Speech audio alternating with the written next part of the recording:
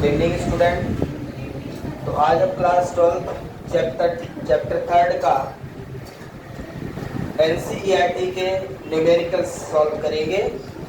NCERT के जो problem question है एक्सरसाइज बेस्ड, उनके आज हम न्यूमेरिकल्स करेंगे। करंट इलेक्ट्रिसिटी का तो चैप्टर 3 है हमारा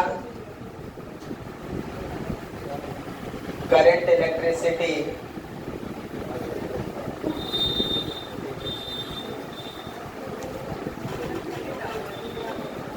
NCERT exercise problem.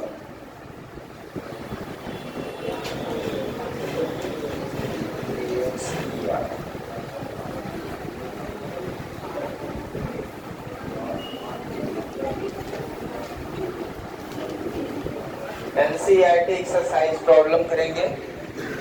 Problem 3rd chapter का है। तो एनसीईआरटी बुक का प्रॉब्लम 3.1 देखेंगे। सबसे पहले प्रॉब्लम नंबर 3.1, ठीक है। प्रॉब्लम नंबर 3.1 क्या है, सबसे पहले इस पे हम क्वेश्चन डिस्कस करते हैं। The storage battery of a car, please शांत रहे, बातें ना करें, क्वेश्चन पे फोकस रखें। The storage battery of a car has an EMF of 12 volt. If the internal resistance of a battery is 0.4 ohm, what is the maximum current that can be drawn from the battery?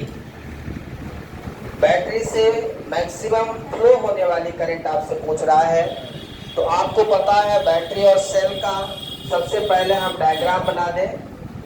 ये हमारा EMF है, ये उसका internal resistance. ये क्या है, EMF, और ये क्या है, इंटरनल रेजिस्टेंस। और इसमें एक लगता है क्या, एक्सटर्नल रेजिस्टेंस।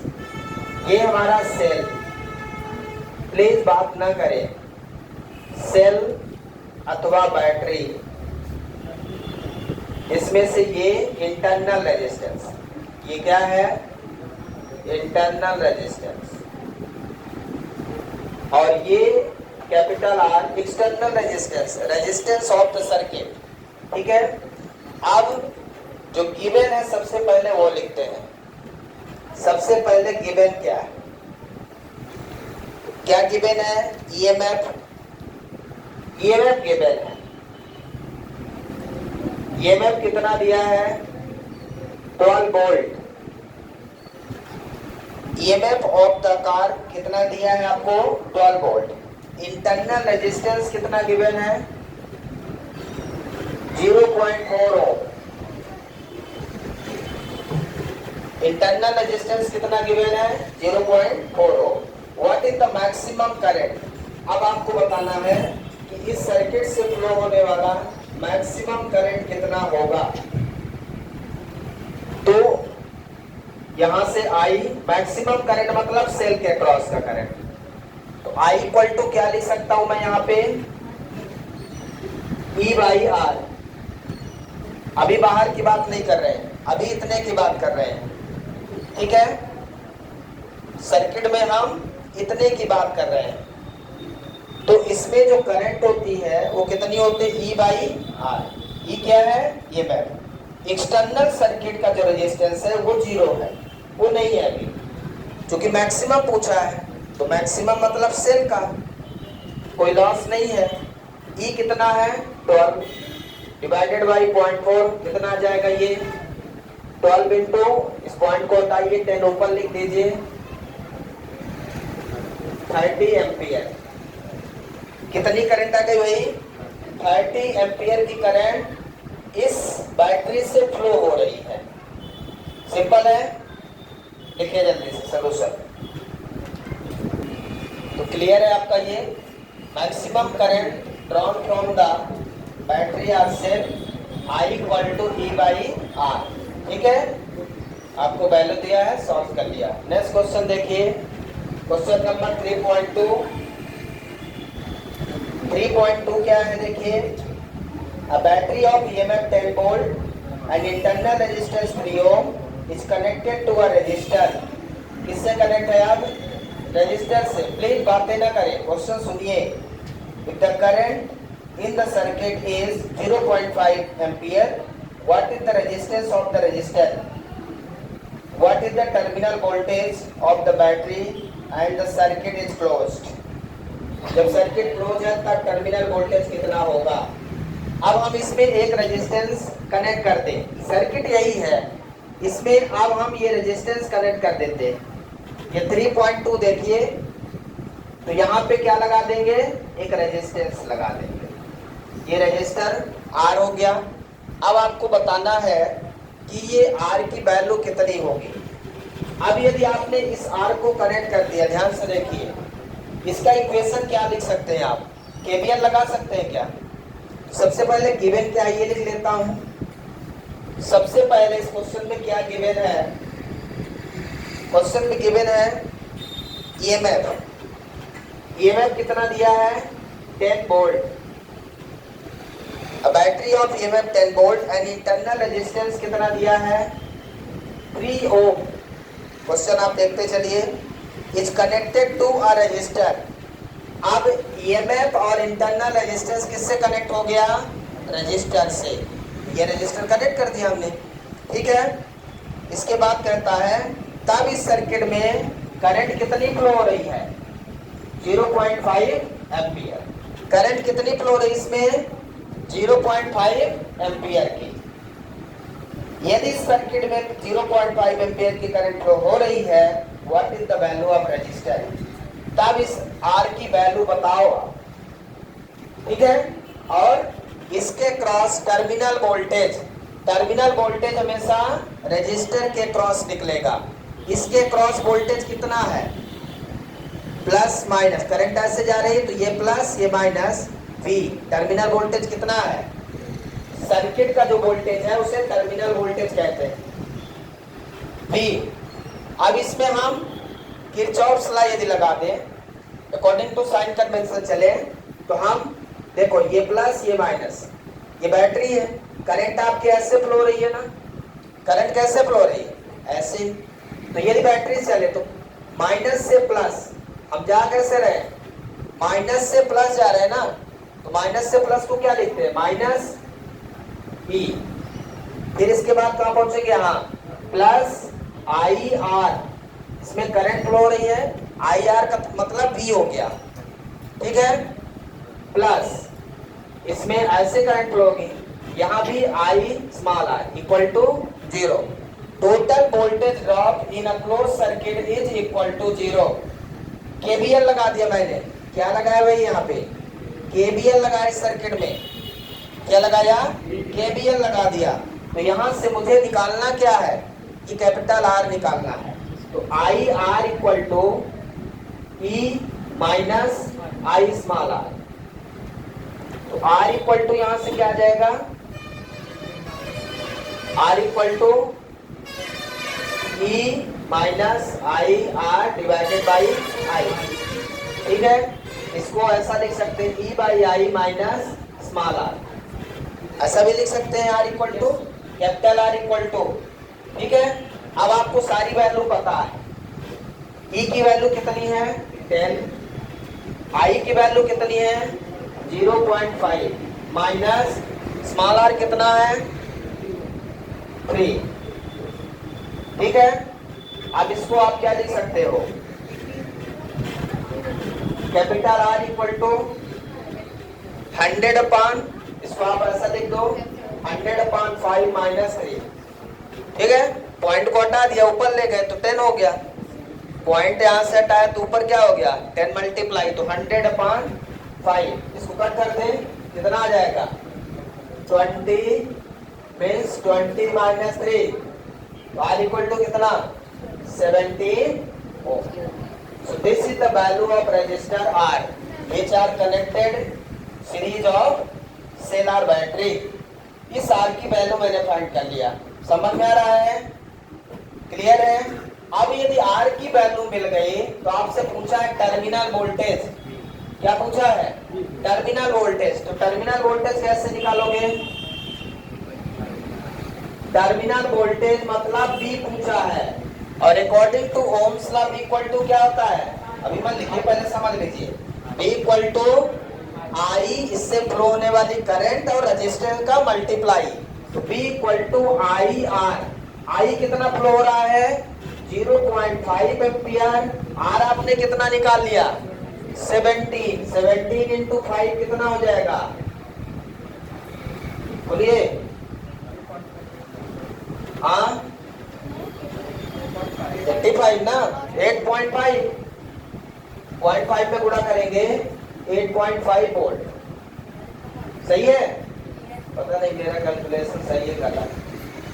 टर्मिनल वोल्टेज कितना आ गया 8.5 वोल्ट।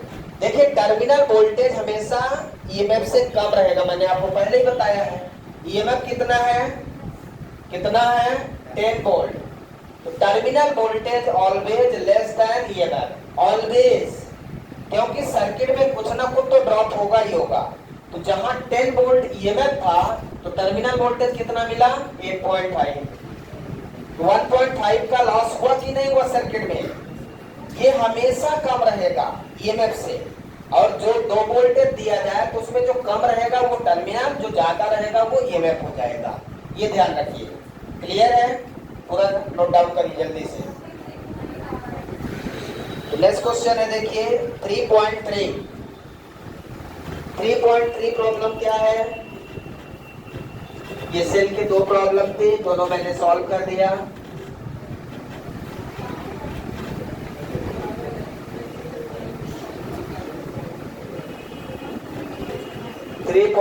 प्रॉब्लम है, problem A. 3 resistor 1 ohm, 2 ohm and 3 ohm combined in series. 3 resistor 1 ohm, 2 ohm and 3 ohm. 1 ohm, 2 ohm and 3 ohm are combined in series. किसमें combine है, सीरीज में combine है। What is the total resistance of the combination? आपसे पूछ रहा है कि total resistance of the combination, मतलब आपसे पूछ रहा है इसका इक्विवेलेंट रेजिस्टेंस क्या होगा। तो R A B equal to series का formula R1 plus R2 plus R3, जितने भी रेजिस्टेंस हो उनका क्या कर देना, सम कर देना है। सीरीज कॉम्बिनेशन पूछ रहा है ना, तो कितना हो जाएगा 1 प्लस 2 प्लस 3, 3 2 5 6 है। अब आपके पास बुक नहीं है तो उसमें मेरी कोई गलती नहीं है। हाँ प्रॉब्लम ही नहीं है, ये कैसी प्रॉब्लम, कर लीजिए, हो गया, कोई बात नहीं। इसके बाद देखिए बी नंबर इसका क्या है, if the combination is connected to a battery of 12 volt EMF and negligible internal resistance, obtain potential drop across the each resistor. ये कह रहा है कि इस कॉम्बिनेशन को यदि हम एक 12 वोल्ट की बैटरी से,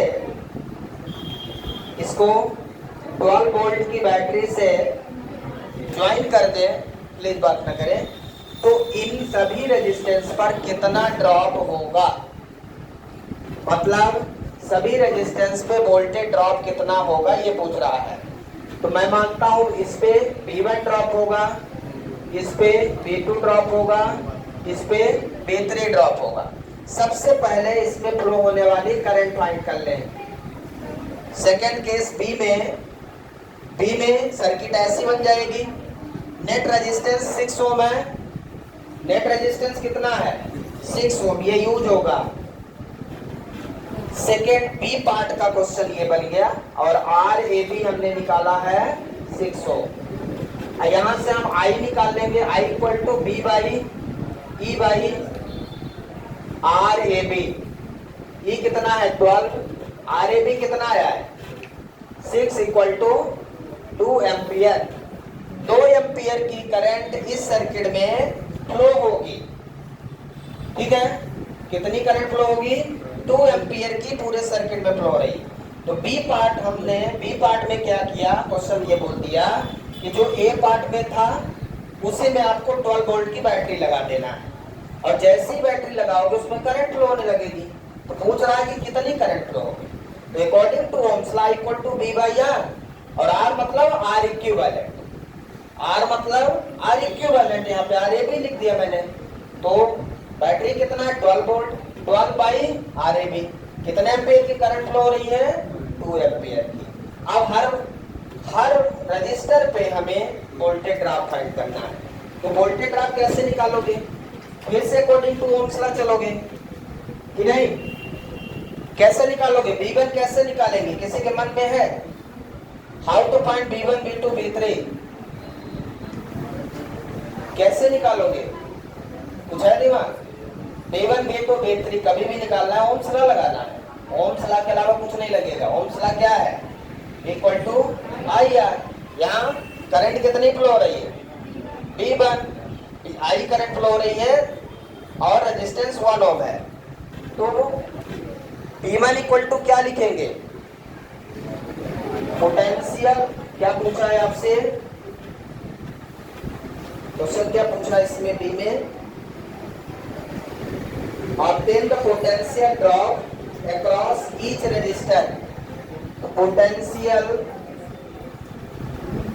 drop across 1 ohm, V1 equal to I R1 मान लो, ये R1 है, V1 इक्वल टू क्या लिख दूंगा आई R1, आई कितना है 2, R1 कितना है, किसी दिख रहा है R1 कितना है, किसको किसको दिख रहा है, R1 कितना है 1 ओम, जिसको दिख रहा है वो लिखो, जिसको नहीं दिख रहा मान लिखो। तो सबसे पहले V1 पे ड्रॉप कितना आ गया 2 वोल्ट। इसी तरह पोटेंशियल ड्रॉप निकालो, पोटेंशियल ड्रॉप अक्रॉस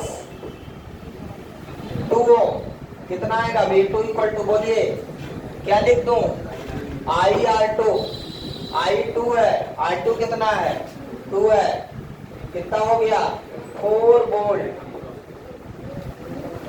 2 ओम पर कितने वोल्ट का ड्रॉप है 4 वोल्ट का। ऐसे 3 ओम पे निकालेंगे तो कैसे निकालेंगे, potential drop across 3 ohm resistor, ठीक है। ये नीचे लिख लिया क्या, लिख लिया था। तो V3 इक्वल टू कितना हो जाएगा आई R3 2 इंटू 3 6 वोल्ट। अब आपको ध्यान रखना है कि जितना ड्रॉप वोल्टेज है वो हमेशा सोर्स वोल्टेज के बराबर होगा। जोड़ लीजिए 2 + 4 कितना आया 6 + 6 12, सोर्स वोल्ट कितना 12। Drop voltage is equal to source voltage, हमेशा रहेगा, ये हमेशा ध्यान रखिए। और जब भी ड्रॉप वोल्टेज निकालना है ओम्स लॉ लगाना है, V equal to I R. किसी भी रेजिस्टेंस पे आपको ड्रॉप वोल्टेज निकालना है तो V equal to I R लगाना है। करंट पहले सर्किट की फाइंड कर लीजिए, फिर आई आर लगा दीजिए, ठीक है। लिखिए जल्दी से। तो 3.4 देखिए, प्रॉब्लम नंबर 3.4 क्या है, 3 resistor 2 ohm 4 ohm 5 ohm combine in parallel, 2 ohm 4 ओम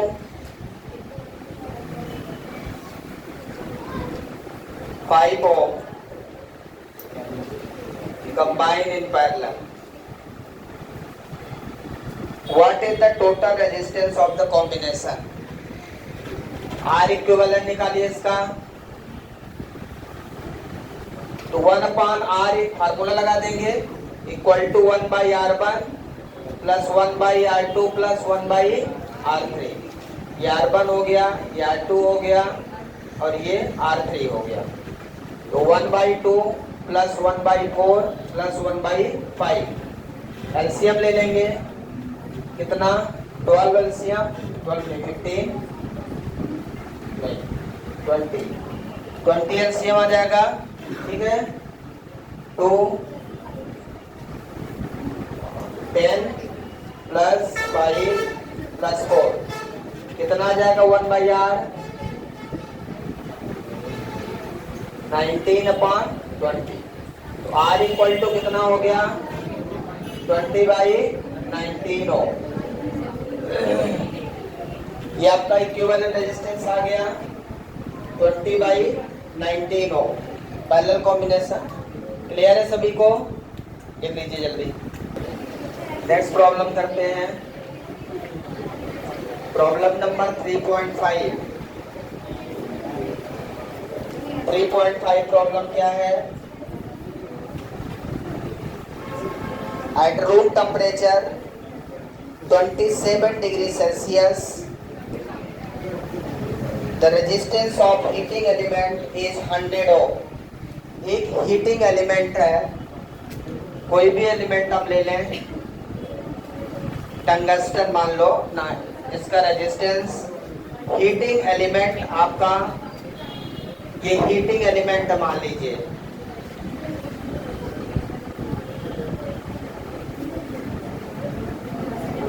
जिसका रेजिस्टेंस 100 ओम दिया है और उस समय इसका टेम्परेचर 27 डिग्री सेल्सियस है। उस एलिमेंट का टेम्परेचर क्या है? 27 डिग्री सेल्सियस, जिस समय उसका रेजिस्टेंस 100 ओम है।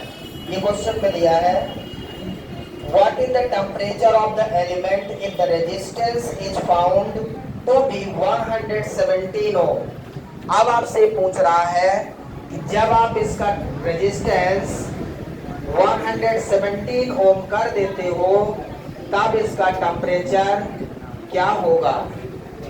जब इस हीटिंग एलिमेंट का रेजिस्टेंस 117 ओम हो गया तब इसका टेम्परेचर क्या होगा।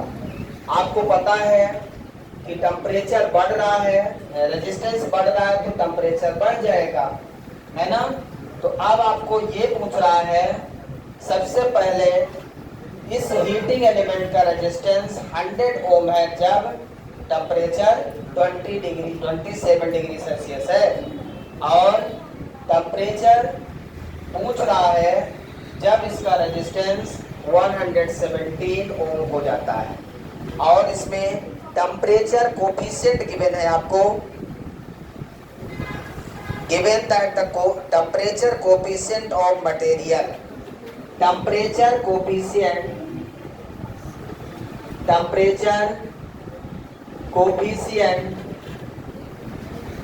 Of the material, temperature coefficient of the material alpha होता है। क्या है?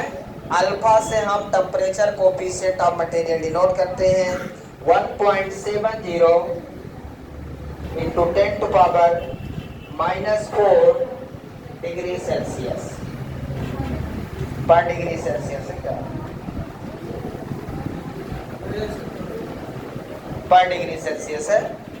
ठीक है, अब आपको फाइंड क्या करना है और फार्मूला क्या है। देखो फार्मूला इसका, सबसे पहले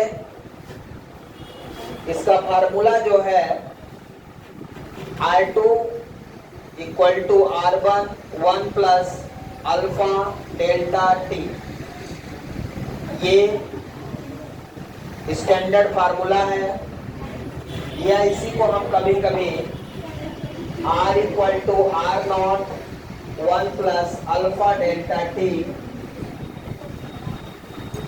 डेल्टा टी मतलब टेम्परेचर डिफरेंस, या कैपिटल टी से भी डिनोट करते हैं।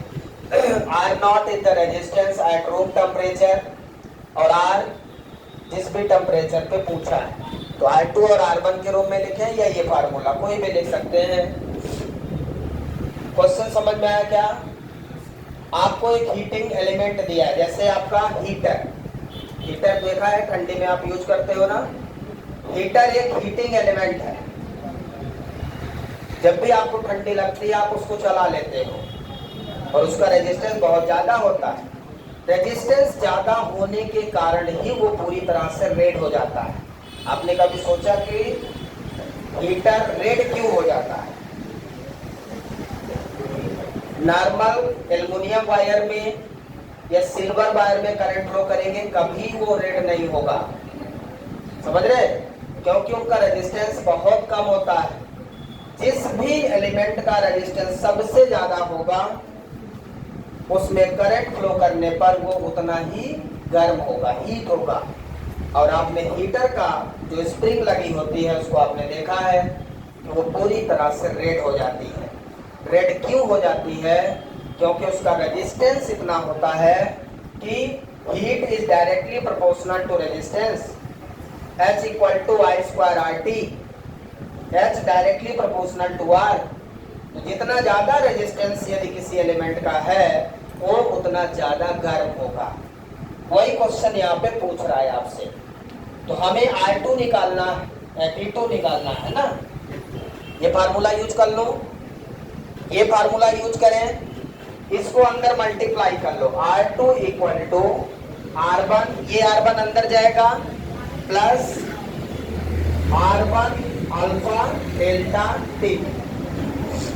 ठीक है, मुझे निकालना क्या है? T2।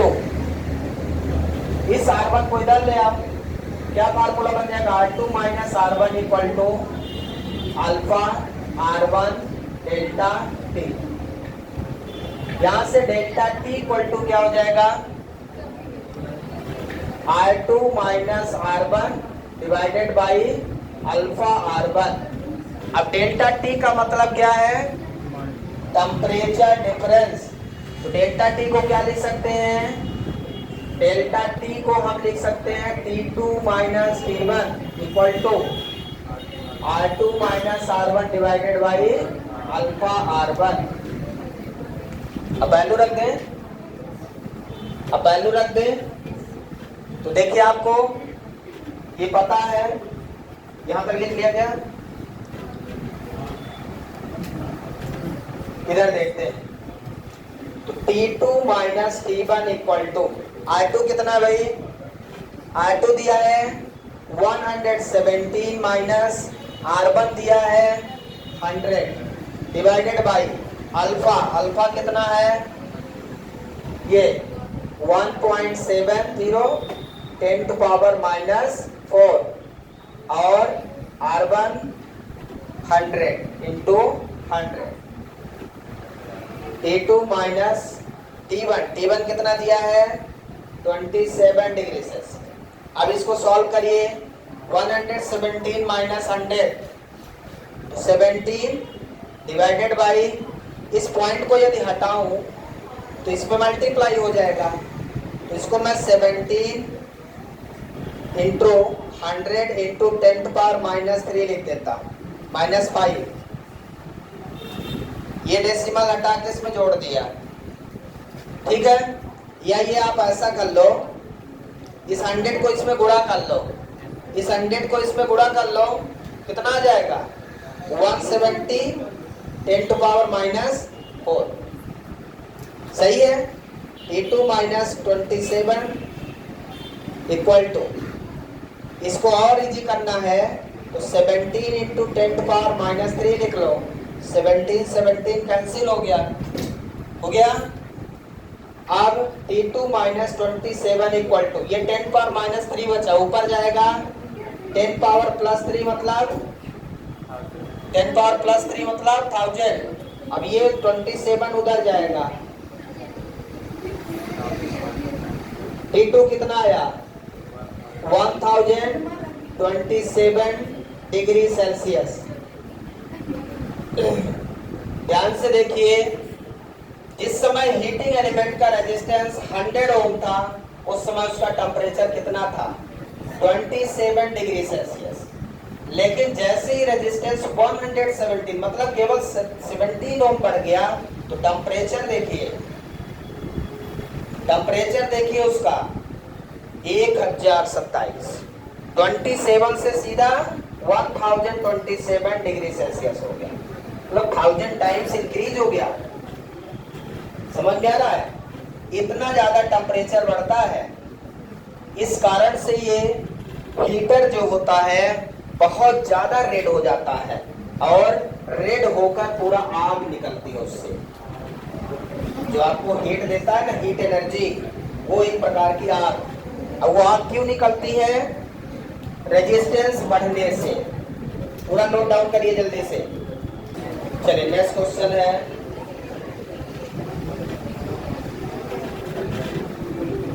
कौन सा प्रॉब्लम है अब? Problem number 3.6। Problem number 3.6 question है a negligible small current is passed through a wire of length 15 meter. Negligible small current is passed through a wire of length। एक वायर है जिसका कुछ रेजिस्टेंस होगा, जिसकी लेंथ आपको गिवन है 15 metre. एक वायर है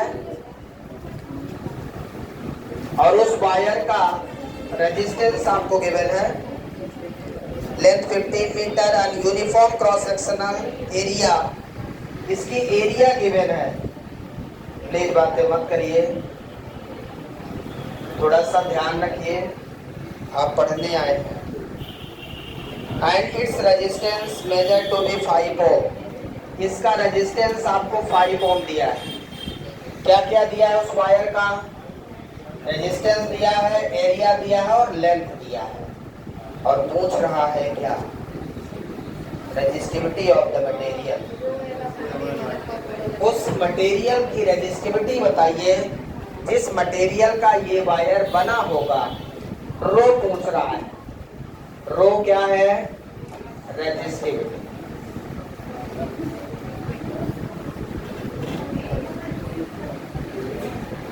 जिस मटेरियल का ये वायर बना हुआ है उस वायर की रेजिस्टिविटी क्या होगी? तो आपको फार्मूला याद है, R equal to rho L by A. तो यहां से रो इक्वल टू कितना बात कर रहे हैं तुम लोग? बन रहा है तो निकालिए। फिर एक भी क्वेश्चन अभी नहीं बनेगा, देखो एक भी नहीं बनेगा, लेकिन समझना नहीं है तो फिर मैं किसको समझा? करिए इसको, निकालिए सभी लोग अपनी अपनी कॉपी में। तो आइए देखते हैं, जब आपको रेजिस्टिविटी ऑफ वायर याद रहेगा तो पता चल पाएगा कि किसका है। अब यहाँ वैल्यू रख दीजिए, R कितना है 5, A कितना है 6 इंटू 10⁻⁷ डिवाइडेड बाई 15। बहुत सिंपल था, मुझे लगा बहुत कठिन होगा। यूनिट क्या लिख दो, किसी को याद है? ओम। अच्छा है आपको याद है, धन्यवाद। जिसको याद है यूनिट उसको बहुत बहुत धन्यवाद। ओम मीटर रेजिस्टिविटी की यूनिट है। टाइम बचा? आज कितना हो गया? 7। चलिए, thank you, have a nice day.